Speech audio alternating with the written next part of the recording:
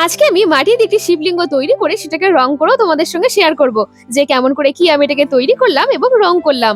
আর হ্যাঁ, এই কাজটি জানো তো আমি কিন্তু 2 দিন ধরে করেছি। সো হাই, হ্যালো, নমস্কার। আমি জুই, আর আমি মূলত মাটি দিয়ে বিভিন্ন ধরনের জিনিস তৈরি করে সেটাকে রং করে তোমাদের সঙ্গে শেয়ার করে থাকি। তো দেখো, আজকে আমি মাটি দিয়ে একটি শিবলিঙ্গ তৈরি করছি, তোমাদেরকে তো প্রথমেই বললাম।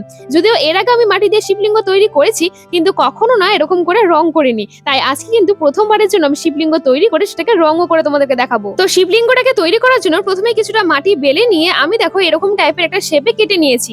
এরপরে ওটা খুব ভালো করে জল দিয়ে পালিশ করে নিয়েছি। তারপরে একটা কাঠির সাহায্যে চারিদিক দিয়ে দেখো একটু দাগ দাগ দিয়ে নিয়েছি। তারপরে একটা মোটামুটি একটা মাঝারি সাইজের একটা চিকন কাদার রিং বানিয়েছি।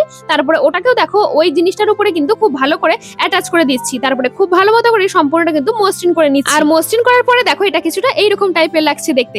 এবারে চলো নিচের বেসটাকে তৈরি করে ফেলি। আর তার জন্য দেখো কিছুটা মাটি নিয়ে নিয়েছি। তারপরে ওটাকে সার্কেল শেপে কাট করে নিয়ে জল দিয়ে খুব ভালো করে মসৃণ করে নিয়েছি।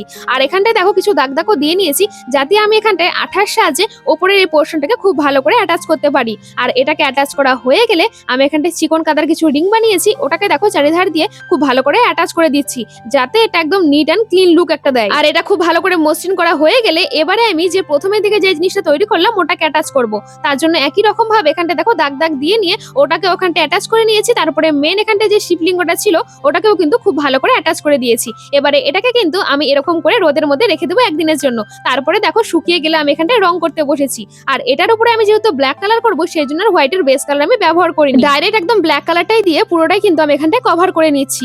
আর হ্যাঁ, তোমরা যারা এতদূর পর্যন্ত ভিডিওটা দেখিয়ে নিয়েছো তাদেরকে বলছি প্লিজ প্লিজ প্লিজ ভিডিওটা লাইক করে দিও। আর তুমি যদি আমার চ্যানেলে আজকে একদম নতুন হয়ে থাকো তাহলে বলবো প্লিজ চ্যানেলটাকে সাবস্ক্রাইব করে পাশে থাকা বেল আইকনটিকেও প্রেস করে দিও, যাতে আমি যখনই নতুন কোনো ভিডিও আপলোড করবো সঙ্গে সঙ্গে তুমি নোটিফিকেশন পেয়ে যাও। আর এখানটায় দেখো ব্ল্যাক কালারটা দিয়ে সম্পূর্ণটা কভার করা হয়ে গেলে আমি এখানটায় হোয়াইট আর রেড কালার দিয়েও কিন্তু এখানটা আমি কমপ্লিট করে নিয়েছি বাকি লুক। এবারে তোমরাই কমেন্ট করে জানিও আমাকে যে এই শিবলিঙ্গটি মাটি দিয়ে তৈরি করা এবং রং করাটা কেমন হয়েছে। এখন তাহলে আসি।